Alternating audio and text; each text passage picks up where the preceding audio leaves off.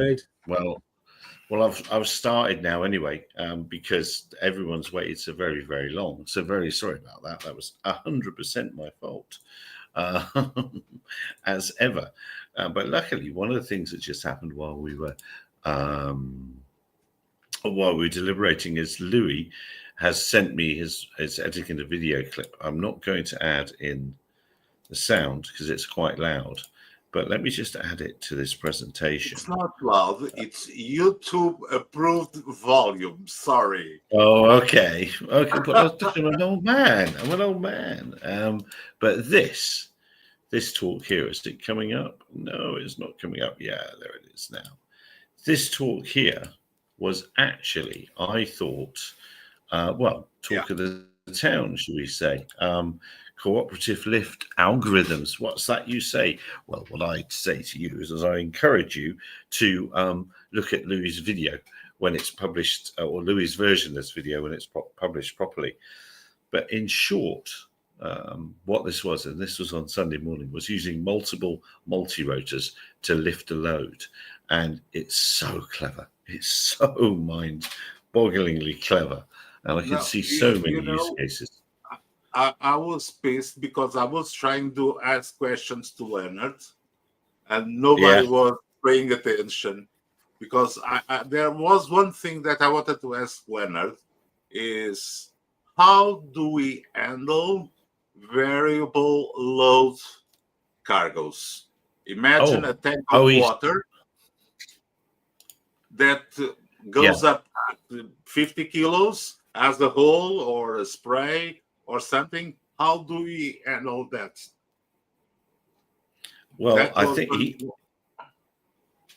think he very cleverly. He had plans where different. So not just the load, but let's say the battery's wearing down faster in this one than this one. Yeah, they'll move the load to change, but he very much knew when something was swinging or moving, how to get it adjusted. And I suppose the bottom line cleverest amount of parameters that he has to change to compensate for a variable load, because a variable load will try to shift its position. So he has to shift the positions on XY from the drones. So it was, well, look, obviously I can't answer that for him, but the whole talk, you measured. I think I'm sorry to everyone else that was talking there, but if you measure by just how many questions come out of the room, that one hands down, people had people thinking immediately, and you're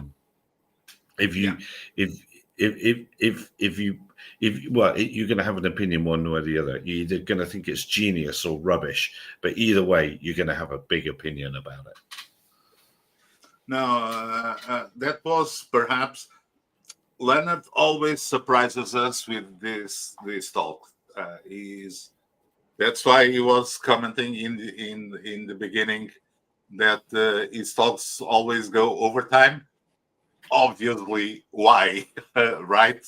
So because Leonard has a thing on the presentations. He's very techy, but he makes it look, and the way he speaks and explains it makes it look simple. Yeah. So even extremely complicated teams, he makes it very, very simple.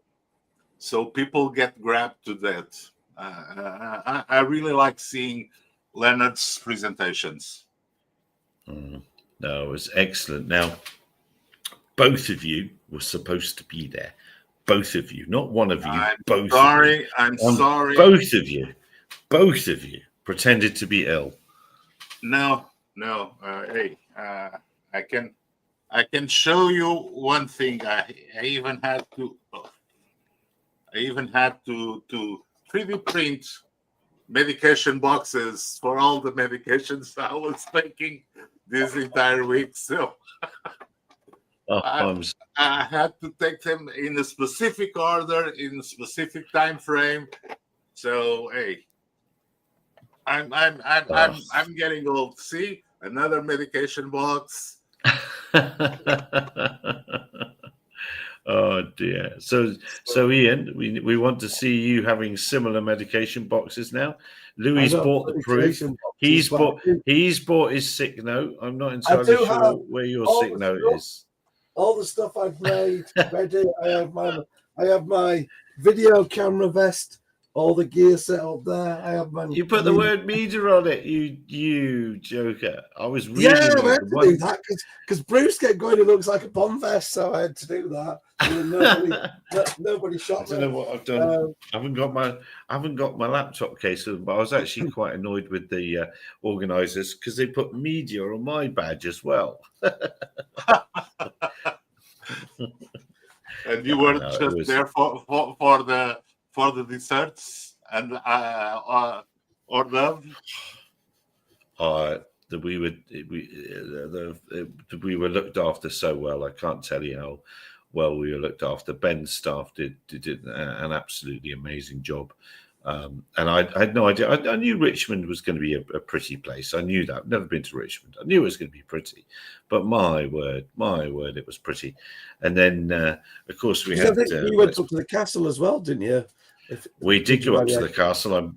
I'm glad you said that because I'm just going off to try and find that link to what we're talking about there. But when we went off to the castle. You mean the air show?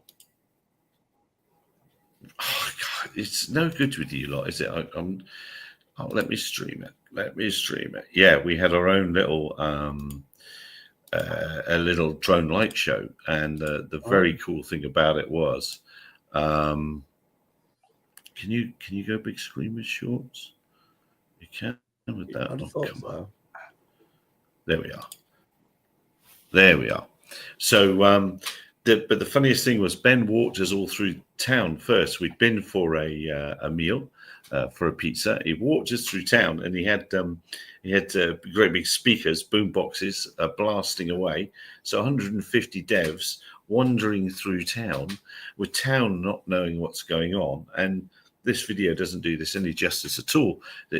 We're stood underneath a Norman castle, looking down at a river, just about seeing it in the moonlight. And then Mark's drone show pops up from behind the trees. So no, it was fantastic. And obviously this is the logos of all the sponsors. So it was quite a thing. So that's a completely RG Pilot powered drone show that we watched. I don't know how the sharing thing. There's another talk that I really appreciated is the Skybrush guys. Yeah. Oh, they were clever, eh? My word, they were clever blokes. And another complaint of it was I only understood about 25% of what was being said. That was a bit of an issue. But hey, don't worry. I can switch on subtitles on that presentation if you want to. and you'll get and the slow 50%. stuff. Well, and this was so whilst it was RG Pilot powered, it was also Skybrush powered. This was their show going on with Mark's machines. So it was a treat. It was one of those you had to. Well, Ian could have been there. One of those you had to be there. Things. Very interesting that they got the links and they have open source and free download of the tools. Yeah. And well, the first tool that you have to manage is Blender. Fortunately, I have some experience with Blender, so after I downloaded their tools, I could simulate the anything. So it's very, very interesting what they're doing. Mm-hmm. No, it was. But it was hardware side of it. It's crazy. The loading of the batteries of the drones and everything. That's mind-boggling. Yes, and how you're going to achieve whatever you're going to achieve with them. Yeah, you're right. And it was interesting talking to them about. We were talking about transitions and making them look neat and tidy between each thing, and he's telling me they've actually really simplified how they do it. Just as long as the drones don't hit, that's fine. Before, they had all sorts of complicated algorithms to make sure they didn't hit and glide apart and do it in a slick way. Now they just reposition them as fast as they can on known routes, and they don't hit each other. So it was. I'm not putting that very well, but explain the progression of the research and how they've gone from overly complex systems to bringing it down to just the bits they need. So it was very interesting. It was very interesting indeed. And of course, I really enjoyed the guys from Manor as well. They were very. We know they're successful, but the young chaps that they sent along there were very humble and told me all the problems they'd had, which were things you if they're being honest, you'd expect them to have, and they told me, and I really enjoyed them as well. It was really, really good. Did they show that drone in action then? Did it get to fly? The Manor, no, they didn't. They have one that, because of the size of the thing, they have one that folds down for transport, but it folds in ways that won't let it fly. But it was an original airframe as theirs, and they bought the guts. They took the insides out and put them on the table, so they were there for everybody to see, and they weren't hiding their development or whatever. There it was. This is how we do it. All the things like, I didn't know that the flight batteries, are in the cassette that goes up into the aircraft with the delivery. So you put the delivery in, and when you put it in, I told you that on this show many a time. Did you do you think I'm listening to you? Do you think I actually No. listen? And they've got a separate battery in the aircraft to keep the GPS and the aircraft alive whilst that's happening. So that was it's pretty cool. So they deserve to do well, I think. They do seem, unless Bobby Healy's a master of deception and really good at fibbing, they deserve to do well, because they seem to be 100% honest about what they do. They're very good. One of the things that people don't realize is that this is all work done on top of Autopilot. So one thing that you have to watch out for is the initiative that Randy announced about making Autopilot more consumer ready.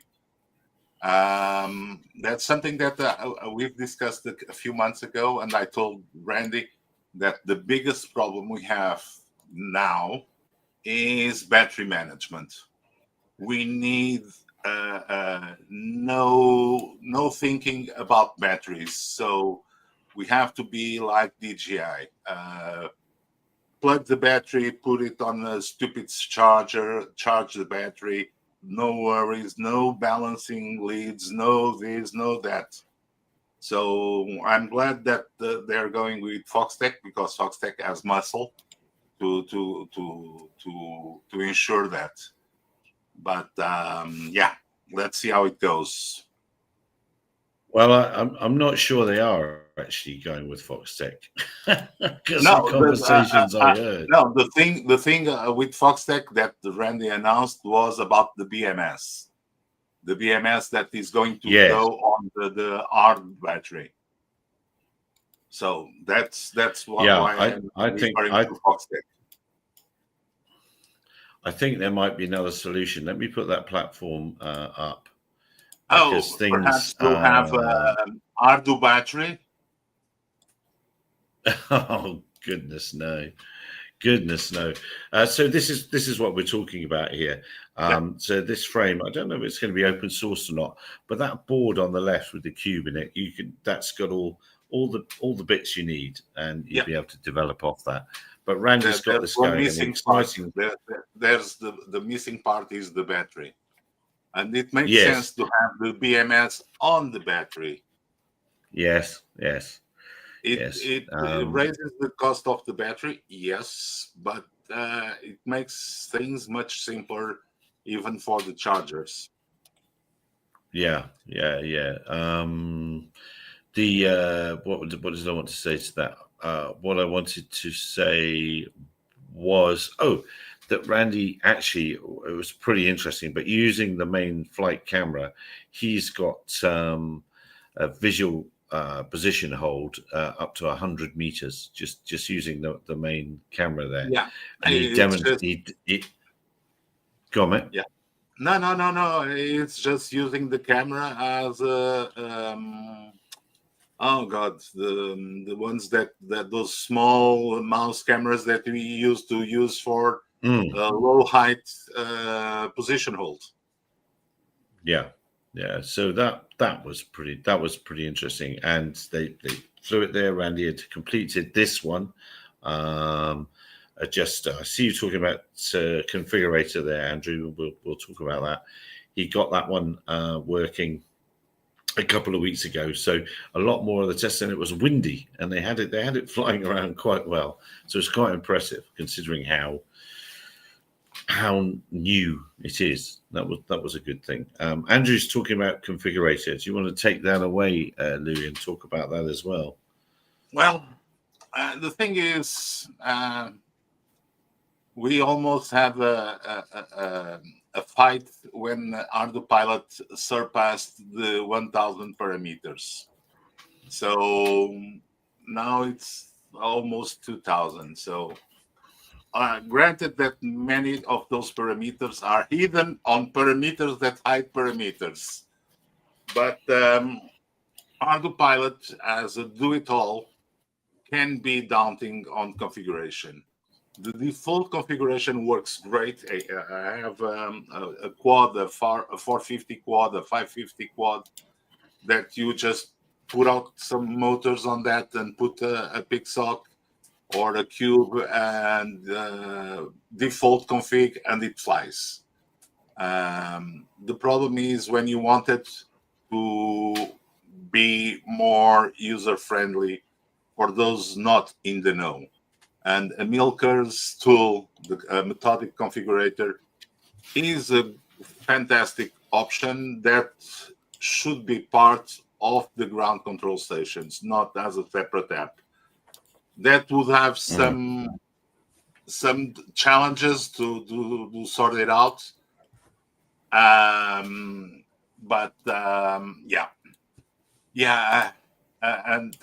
I have to speak with Amilcar about getting rid of the TK GUI and going with the Qt GUI, but that's another story.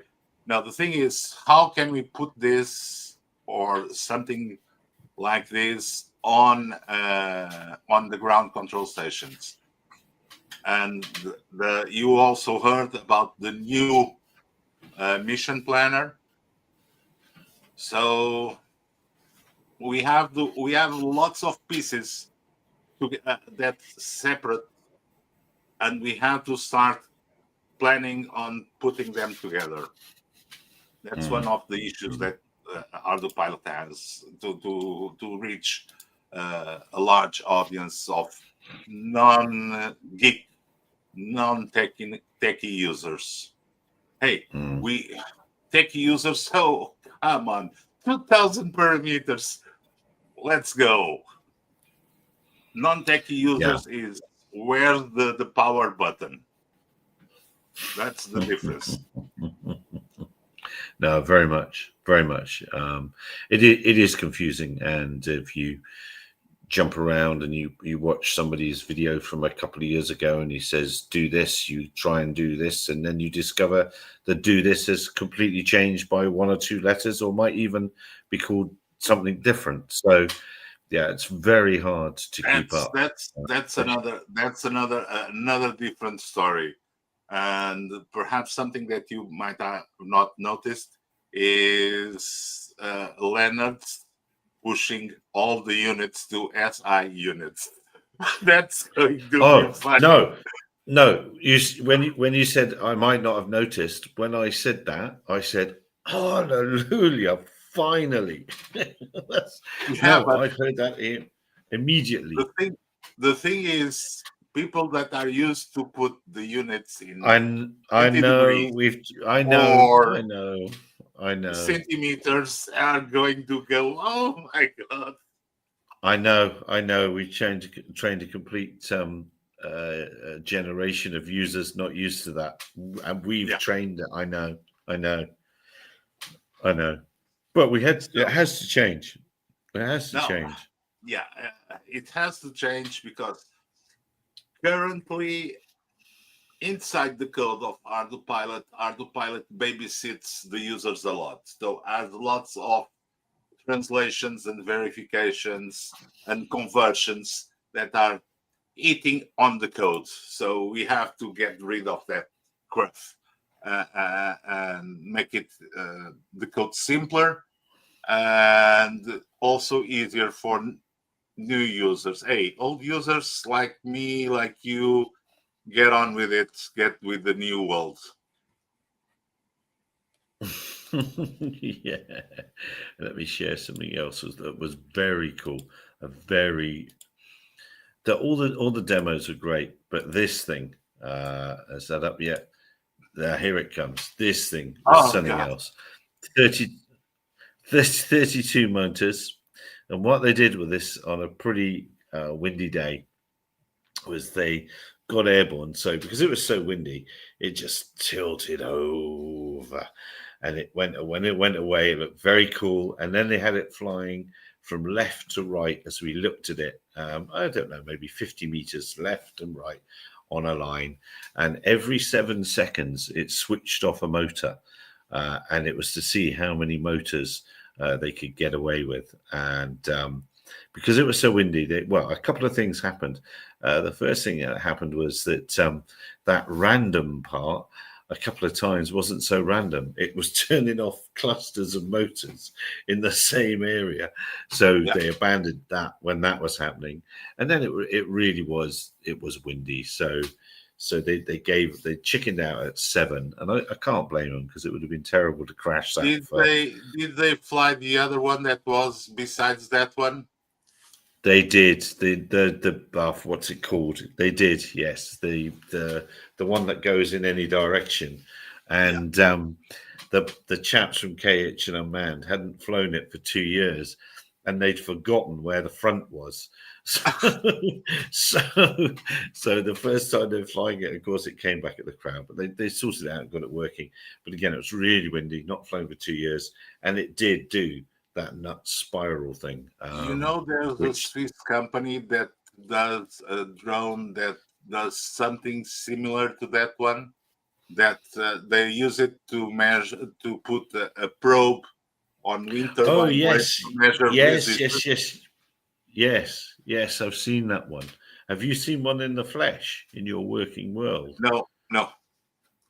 But I have people. I have pilots that work with me that are using it. So I've seen the videos of it working in real life, not demo world. Yeah. Well, that's good. It's good if it's really there. I mean, this is probably the did that one. That's the thing. I forgot. Was it called Pinwheel? And they wouldn't. He didn't, even though he got that flying ages before anybody else. The first person to get it flying, they didn't give him the prize because he open sourced it. They threatened to sue him because he open sourced it. Whoever that actor bloke claims that shape is his design. Okay, whatever. Yeah. So that there's a lot of money lost on that one, but that was extraordinary seeing that fly. The whole event was amazing. The turbine heli demonstration was very good. The small fast FPV drone demonstration was quite impressive. Flying into a geozone as fast as you can and see if it doesn't break it. That was very cool. So it was, the people were not only talking the talk, but walking the walk with their demonstrations. They were actually doing it. They weren't just saying you can do this, this, and this. They were going outside and doing it. So I loved it. I thought it was amazing. I'm only sorry that I didn't see you two there. The biggest blunder of demos was the first one with Rich, because everyone and their mother tried to control the rover. Yeah. And when somebody says to you, and the F-35 demo went well. I was asked about the F-35 demo. That Yeah. was grand. But let's go to what we're talking about here.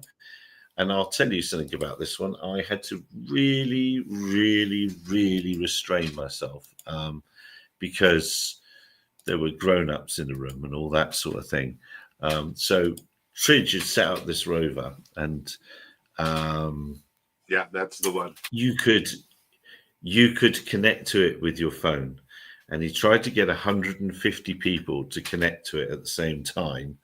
And well, the internet of the show sadly was well, it was not the best at times, and yes, fun ensued. But Tridge persevered. But after the talk, after the demonstration outside, we went inside, and I went to the toilet. When I went outside, I saw it was still switched on, and I thought, oh, I wonder if I can connect to it. Oh, I can. But I chickened out of driving it back into the conference room. I just thought I'd better not. But yeah, he left it on. We could have had great japes with that. And then it was not you that burned the motors of it? Oh, who did? I don't know. I don't know who did that. It wasn't me then. No, that wasn't me. but if he's going to leave it on with all the devs there, then someone's going to do something, aren't they? I mean, really, come on. Come on, with the link to connect open on the live stream on the internet. What was the expectation? Yeah, I know. And it had an FPV camera on it, so on your smartphone in a browser window, you could see the view, and there was controls for driving the thing. I got as far as that. I could not get it to arm or move or anything. I only got the camera.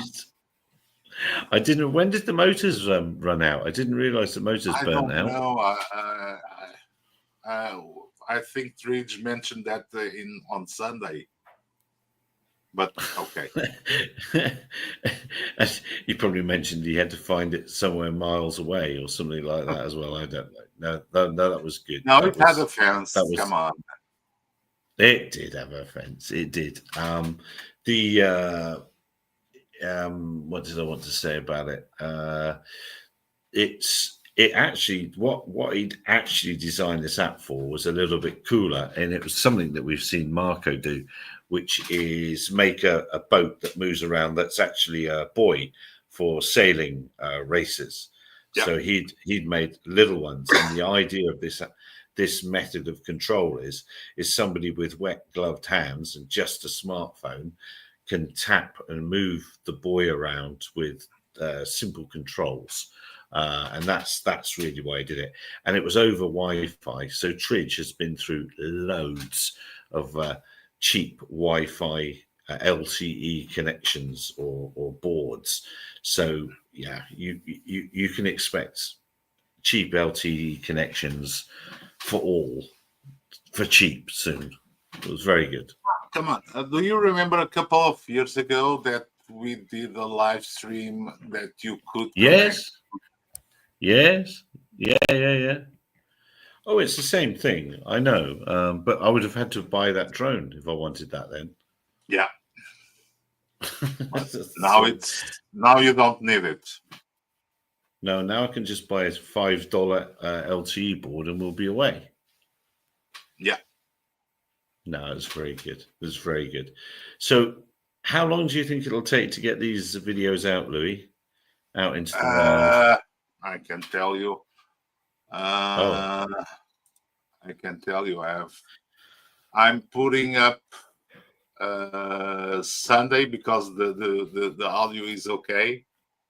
I managed to salvage the audio. So Sunday talk in a couple of hours. They're all rendering now. So it's because I'm also doing some trickery on the video to make it a little bit better. So it takes a long time to encode each video. But I think tomorrow or day after tomorrow, even that, if Matt does not send me the raw files, I'll put these up. And when Matt, because I'm putting the videos from the recordings from YouTube as a placeholder, so if I get the recordings, I can just switch it and make it work like that. So the one from Sunday, so Leonard's one is already done. It's now doing the one of the FPV, and I'm not doing the external demos because you just see a dot. Oh dear! And the camera is moving all the way. So that's a pity. That's a pity. But yeah, I mean, some of them would be very, very, very hard to film. But that's a shame. That's a shame that happened. And the quality is terrible. The YouTube recording quality is terrible. Yeah. Yeah, and there were proper media people. See, we needed Ian there, but there were proper media people there. With all the cameras and the mixers and the gear and the mics so you'd think that they would get it done, wouldn't you? Rather than just as. I don't know if anyone's asked, but with all that set up, you'd have your local recording. Because I know if I was recording something live, I wouldn't just be relying on the internet. I'd have it being recorded to those SD cards, so it could be extracted from those, and obviously you've got the full quality. Well, Ian, just for your information, they were using this. It's the Rhodes. Yeah, I can't. Yeah, I was going to say they could be right, because I think it depends which model it is, but some of them have the internal recording as well, don't they? Yeah. No, because the problem we had on previous years was mostly the audio. Audio is so often neglected; it's like an afterthought. But yeah, especially in that kind of it, it's the most important thing when you try to do a presentation. And I usually do the touch up of those and do the split of the videos and put each talk. And I had to learn Pro Tools to go and enhance audio. So, but now this year is much easier. The latest version of DaVinci Resolve has a tool that is called AI Auto Prepare Sound for YouTube. And I just click and sit and wait. And it does it all by itself. Come on. I would have fought for that 3 years ago, 4 years ago. It does everything that I would normally do, but cleans it up so well, isolates. So don't think it's strange that even when people clap on the audios of the talks, you don't hear the clapping, because the tool just removed the clapping and all this. Just focus on the voice, removes all those echoes and everything. So yeah, things are getting faster and easier to do these edits. It's just worth noting for the audience as well, if anyone wants to clean up audio for free, I noticed that Audacity, which is the free audio editor, has now introduced some AI tools, including kind of voice isolator. So I think it's got something similar built in, which is nice.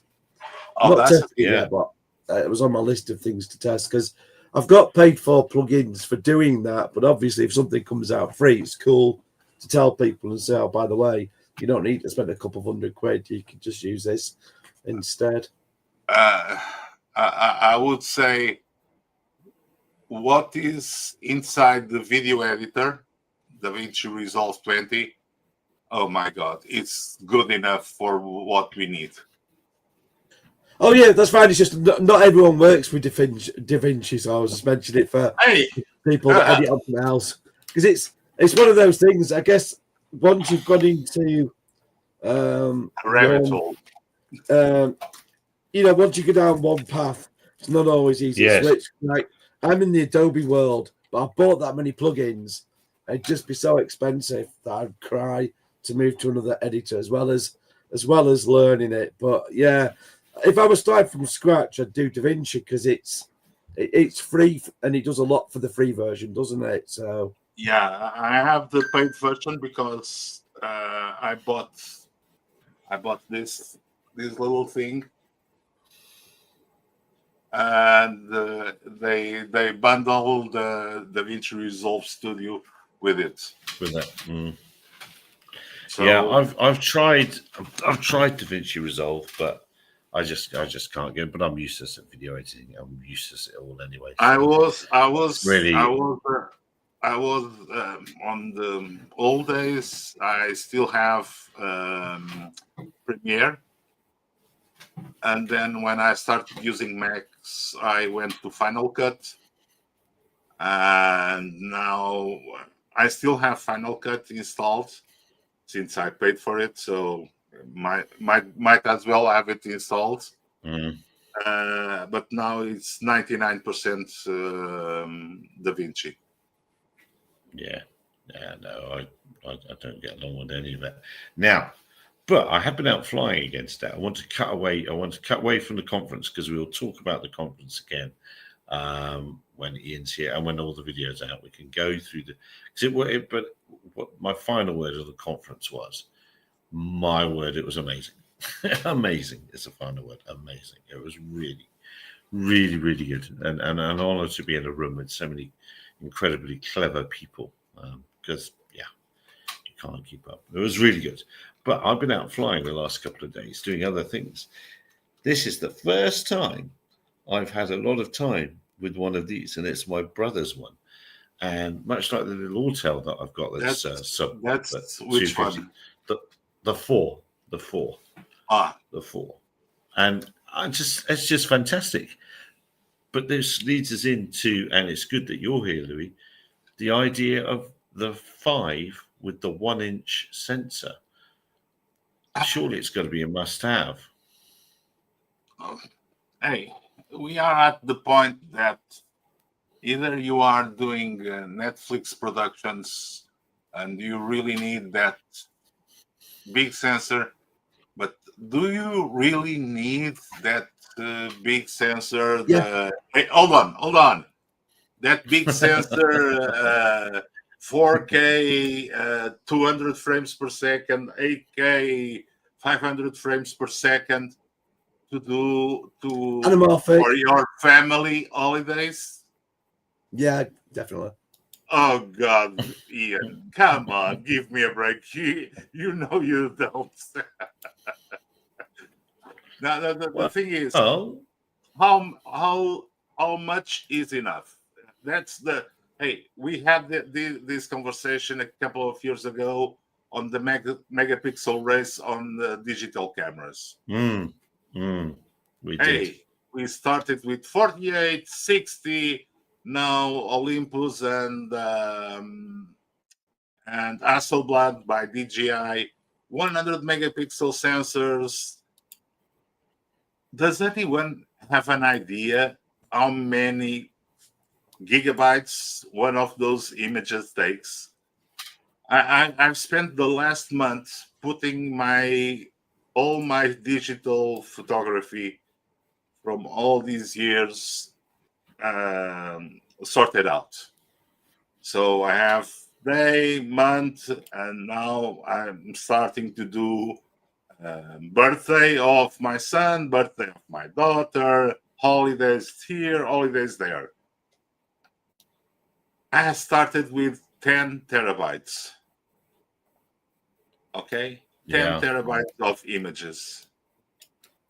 And the thing is... Yeah, I should say, did that even touch the sides? So, do we need all these huge megapixel counting for drones, and to usually have, hey, the same view that you can get from Google Maps. Come on, Ian. I think the answer is yes. I'm not a fan of megapixels alone because it's a compromise in that if you're doing because obviously I'm more interested in video, and if you're doing shooting in low light, the smaller the pixels are, the more that is a strain to get out decent footage. So completely agree and support you on that. yeah, so I mean it depends on the use case. So for some people, having a load of megapixels, mainly it'll be someone that's purely focused on photography and they want every pixel. But I can see the use on the drone. For me, if I wanted something, I want it to be kind of the best of, I want it to do a bit of everything. So I prefer not to have as many megapixels so that I know it's going to be all right in low light. But there'll be people that want to be, I just want everything. I'm not going to shoot mainly at night. I'm going to mainly shoot at daytime, and I want all the pixels. So they'll want they'll want a higher megapixel count. But I can see the use on drones for the fact of the way our regulations are and so on. That if you haven't got an optical zoom, if you've got more pixels, and that you can digitally zoom in afterwards, so that you can, if you're doing news reporting, for example, you can still get a decent enough shot to put in the newspaper, and you don't have to be all that close. So there's always a use case for somebody. But yeah, it's a more complicated argument. And if you're into video, your codec and your bit rate and all that's way more important than just the sensor. Okay, Ian, let's take the professionals out of the equation. Weekend dad that goes with his kids to a field and they are playing. Does he need $3,000 or 3,000 pounds or whatever it is, Mavic 3 Pro with a Mavic 2, a Mini 2 would do fine. A Mini 3 would do better. Why do we need a Mini 5? To me, I mean, the minis are very popular now. So you know why? I think I think they may be able to do a 1-inch sensor. I think that's brilliant. It's like, great, good on you. Do people really need it? No, but they will still get the enjoyment from it. And if I was buying a drone, I'd probably still want the bigger sensor. In all honesty, so that would be one thing I would be thinking about, because you get, obviously, the bigger the sensor, that it does add to the look, as well as meaning the megapixels that are there aren't as in, don't have to be as smaller pixels. So again, it's going to be better for low light. So no, low light you're forgetting one thing, is that most of the big pixel counting is from binning. So it's not a real 48 or 60 megapixel. It's a 24 or 16 megapixel camera. Real pixels, not because you're counting by 4 the pixels that the sensor really has. Yeah, well, I guess it depends, isn't it? Because it depends on your companies. I mean, obviously, you've got your Panasonics of the world that give you open gate and you get every pixel. And then your different aspect ratios where you could drop them within that. But in the drone world, I don't. You're probably right that's not a thing yet. But there is a way. There are sort of steps forward that the drone world could go into, that the normal video world has gone into. Again, as I always mention, anamorphic. No one has done that on the drone yet, and there's no excuse not to do it out of the box. No, I really think that. Well, this is more. Sorry, Gary. I'm most interested not on the Mini 5, but on the Insta360 drone. That's the one. That was fun. Okay. Because I'm a big user from several years ago, of Insta360 cameras. I love those 360 cameras. I already have. Well, I'll quickly. I'll just. So my use case is when I'm away is aerial archaeology is my nerdy. Imagine I have a nerdy hobby, and I've made a few interesting discoveries in this area. But now today I went out and I might have found another. I might have found a bit of lost Roman road auger and something else here, some other building here. So just to have those few more pixels to create a model would just be nice. Not necessary, but you touched on the thing, the really important thing for me. Okay, we've got regulations and having to comply with regulations, but taking this out, hello rainy Adelaide, taking these out, it's small, it's easy to move around. I've got 3 batteries, I've got loads of time. It's just convenient, these small things. If they were just that, a little bit better, that'd be great. Now the you know what was on my luggage to go to the conference? What was on I your had luggage? on my luggage to go to the conference was a Mini 3 Pro. So there you go. There you go. Yeah. It just fits, doesn't it? It's just easy, and we all remember bodging it together our flame wheels, and they barely lifted the GoPro, and it was awful, and you had no video feedback. Now you've got a controller in your hand, and away you go. It's so more is more. I think in that regard. Now the Insta, I've heard, has all sorts of problems already. And we are to look at I'm not paying much attention to that. I'm really waiting to see how it comes up. I think it'll be quite fun because they're doing what is the important thing with 3D that people don't often appreciate. Again, this comes back to what Louis was saying earlier, that the actual pixel, the megapixel count isn't always the important thing. There's other things, and with 360, it's not having the bloody props in shot somewhere or the sky. To do the post work afterwards to clean a drone up to see around properly 360. It's bloody hard work. So to have a drone out of the box that it is set up so that is not an issue in the first place. That's huge. That just means you could go and do your cool shot. You can come back in a post and you can just play about with it, boom, and your content straight out. Workflow is important. Workflow is time and money. And if you've got that nailed to be really quick, that's a sales point in itself. So when I see people moaning about the Insta stuff, I'm like, you're kind of missing the point. This is a drone for a specific market, and a market that hasn't been well catered for. And if I was, if I wasn't doing the freedom of information, so talking of which, my first ever letter from NASA, look, right, it's a me. But anyway, we'll talk about that in a minute. But if I wasn't doing freedom of information, that'd be the kind of drone I'd buy. I would absolutely love that. I'd have great fun with it, and I'd have fun in post afterwards with it. Although I do think we will get so many 360s from that. Again, like everything, we get bored.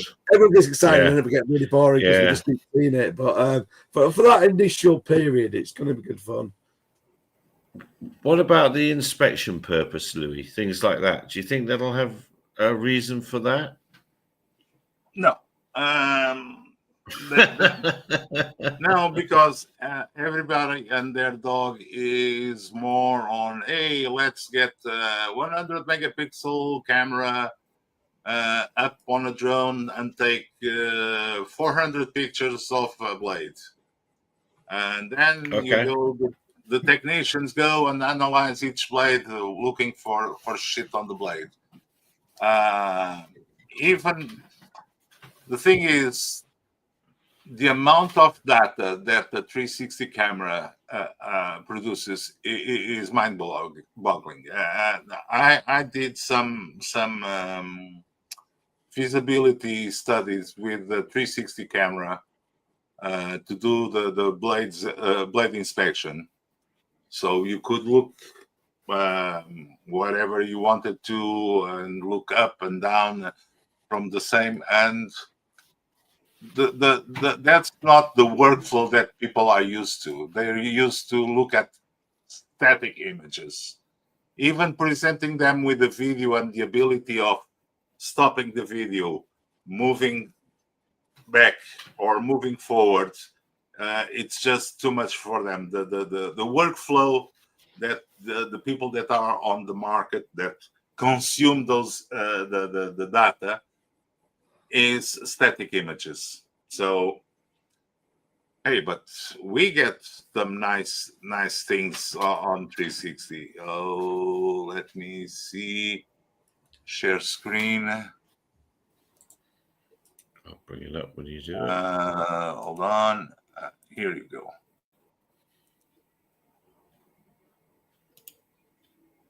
So, a buggy ride in Brazil. Usually you see it like this, but I can pick up the image. Because this is the point. Because you don't have to do it as a 360 video. You can just reframe and do it as though it's a 2D video with just the angles that you want. Yeah, but the thing is, this was done 4 years ago. Yeah. So I can do this without any problems on the running video. And the thing is, though, we can't tell you have got a selfie stick and are holding that up, which is the nice thing that you get rid of. See the selfie stick. No, that is on a stick on your hand there, or something holding that up. So No. Oh, is it just the way it's stitched? Oh, it's fastened to the side of the car, then, isn't it? It's the shadow, because the camera automatically removes the stick. Yeah, but you, I think we can just tell you are just by and that's because of knowledge. That's because of knowledge, isn't it? We happen to know, but if you don't know that. That's why I kind of like the drone thing, because it's all cut out, so you've got no giveaways that this whatever you're looking at was recorded 360. But I do like the reframing of it. You see, for me, this is where it has commercial uses. If someone's doing news reporting, you'll just be focused on what's going on at that. You know, for example, say you're filming a fire. I'm thinking of that because there was one recently here over in Bradford, and that made the news with drone shots. You might actually put out this one angle of where it's going on, and then something comes out from the police later saying this or that had happened, and you could actually go back to your video, spin it around, and see that something else went on that you didn't even realize you captured, and you could go back and see that. Where if you're just recording with a single fixed lens, you're only capturing wherever you're pointed. So I kind of like the idea that you might actually capture something you didn't even know you'd caught, and you go back later on and you've got another little angle on the story you've caught. So this is those things that it's easy to do. Doing this with on a drone, it's very easy. I've done it lots of times, hanging the camera from the drone, or putting the camera on top of the drone. And this was with an old model of the Insta360. But hey, the quality is absolutely fantastic. So 4K video running. When I saw it come out, I thought, oh, I want one of those. It just, the idea of appealing, and also I can't really get my head around quite how you'll fly it if you've got goggles on and your head's turning, and where the front is and things like that. I can see get yourself very mixed up. So I'd like the opportunity to, dear Insta, if you're listening, I'd like the opportunity to crash one because of that very reason. But I think you'll crash it as much as the other ones. So don't worry. You'll have plenty of opportunity to do it. Yeah. You should reach out to him, Gary. There's no harm asking. I have done. I have done. I have. Cool. They can only say no, which is probably what they'll do, isn't it? But we'll see. I have done. So FOIAs from NASA, Ian, you tell me. Yes, and this is using the SUAS News email again. Well, we'll see what comes out of this, but it's just nice that I've got a confirmation already. This is because I tried the US Air Force first, who were struggling to find documents. But the document I'm after was also involved the FBI and NASA. Hence, I thought, well, I'll just try NASA next. And if that fails, then I'll just go to the FBI as well. But I've already got something in with the FBI, so I thought the less I've got, I'd rather not do more than one or a couple with the same organization if there's a way of not doing.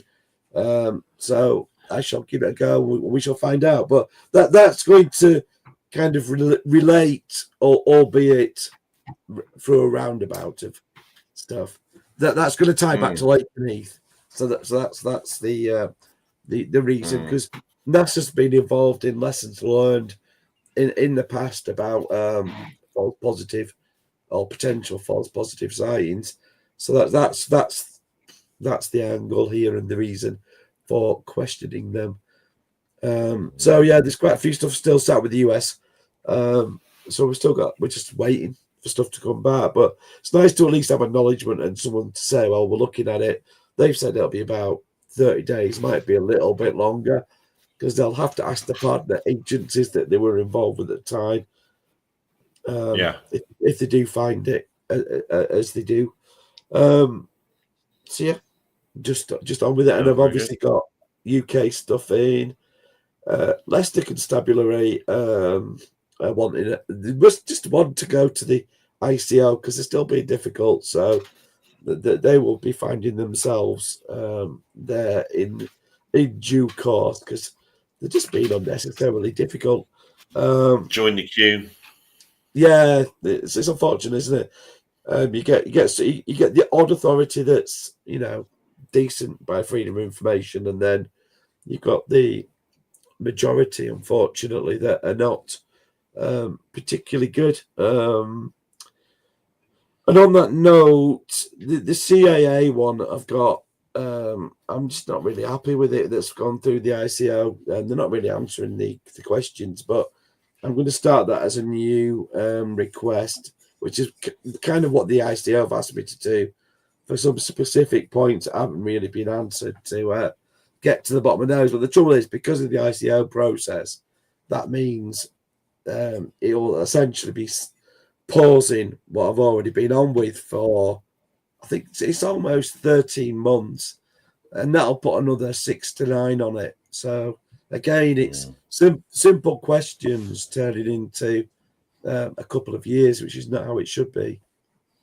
Quite so. Now, our similar note, but not quite. For our special viewers, you know who you are. Chris Crockford invited me to an event tomorrow, but that event has been cancelled. You know what it was, but I'll be back for it when it happens again. So I heard Philip that was invited, right? Oh no, you're talking about Drone X. No, this is another thing. Philip is going to Drone X, but this is another thing. Is this a Corti style thing with Richard Ryan involved?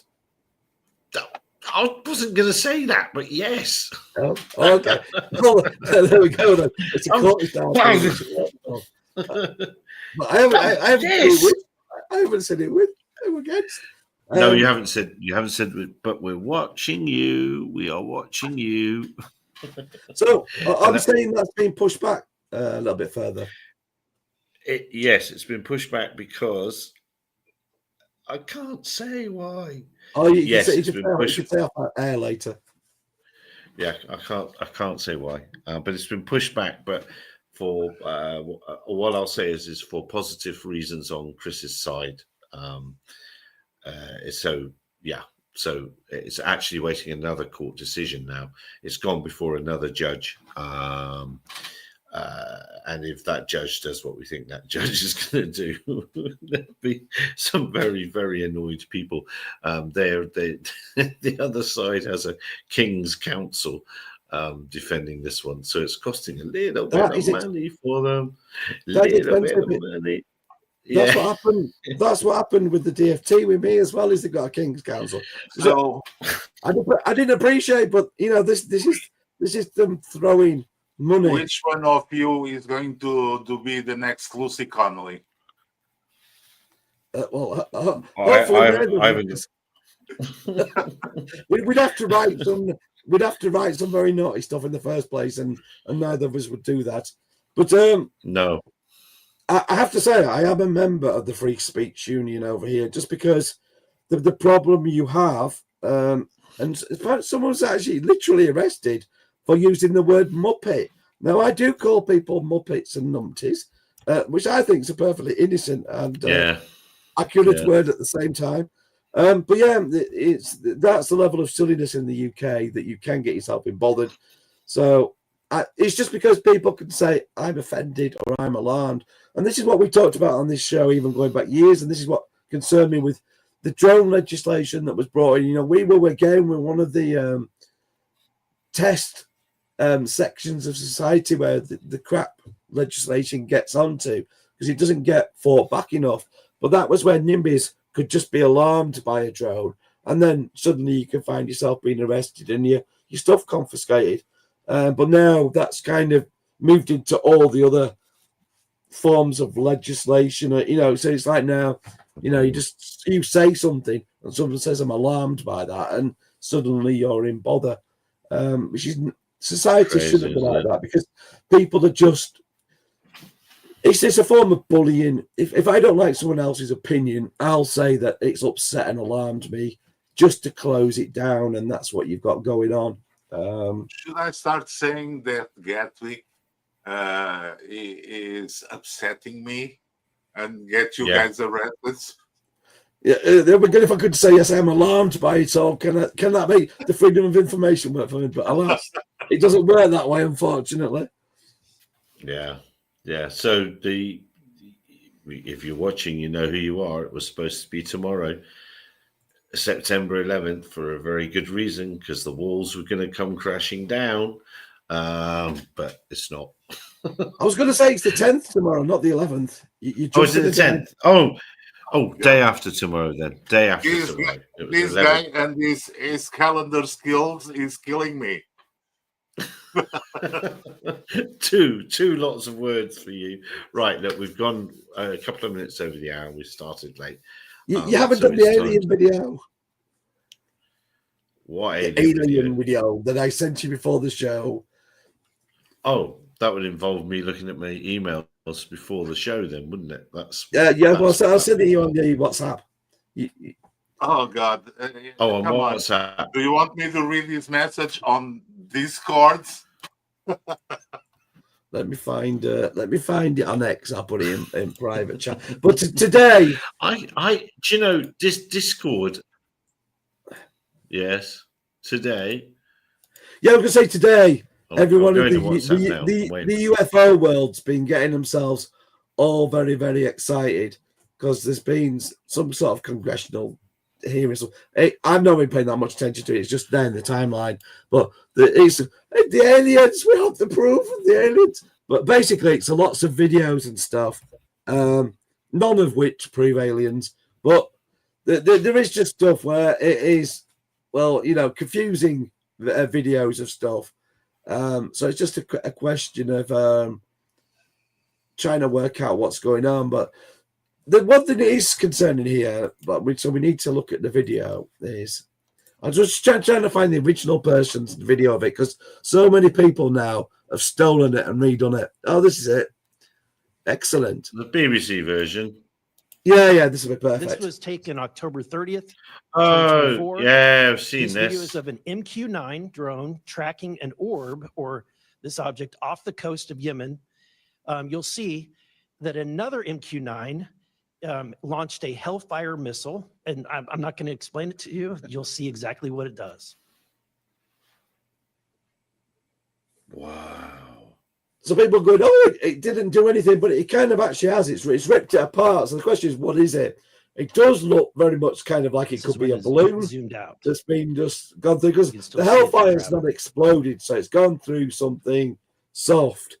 My concern here, Mr. though, Knapp, is um, we have a do you have situation where the United States Air Another Force doesn't MQ-9. know what's in the air and has just decided that it's hostile and we will shoot it with a Hellfire. Yeah. And now, given their habit of thinking airliners are drones, hostile drones, it does worry me if they're going to be firing off Hellfires and stuff. Because sooner or later, they're going to be shooting down something they shouldn't be. But here, I've got no idea what's going on here, because you wouldn't expect a balloon to be moving too fast. But it's a question of, how is that really moving fast? Or is it the parallax of the drone coming round, panning its head? It could well be that it isn't actually moving that fast. Have you ever played with a cat with a laser? This really looks like a guy hanging a laser and playing with a cat.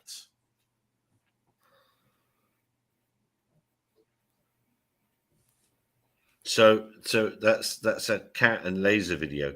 So if you have cat, laser, and UFO in a single video, it probably will go viral on TikTok. Is that what you're saying? Absolutely. Absolutely.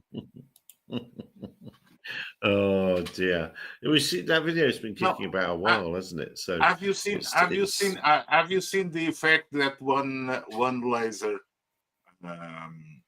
does when you point it at clouds that are some moist? Hey, that's a UFO according to everything, and you can make it move fast as hell. Yeah, there's been I think it was some sort of large flashlights, maybe some sort of fair or something going on there, and it was lighting up the clouds, and people were assuming it was something flying through the clouds really fast, but it wasn't. So there were quite a few optical illusions that could be quite innocent behind them. That isn't a video that's been doing the rounds, though, Gary. That is new today. That is fresh. So if you've seen something, I thought I'd seen. No, you can't. Well, maybe I'm remembering those videos from the briefings, but I won't go into any more detail. But yeah, no, this is what people are getting excited about. But it's like, I mean, to be fair, there are a few people looking at it and saying, "Well, no, I can't. Is a parallax going on? Is it just a balloon? It looks soft." So there is some discussion, but there's some people that just want to believe it is something out with this world. I think I'm one of those people. I think I want to believe in UFOs, but yeah, we'll see what happens. Right, we've definitely gone the hour. We started late, so thank you for hanging around, dear viewers. That was really very good of you. I'll be back in Africa this time next week, so I'll probably get the timings right. It's been a couple of years since I got it completely wrong like this. And thank you, Ian, for sorting it out. So wherever you are in the world, look after yourselves. We'll see you again next week at 2100 Gin and Tonic, or some other random time that I pick. Who knows? Cheers for now. Look after yourselves. Thanks for joining.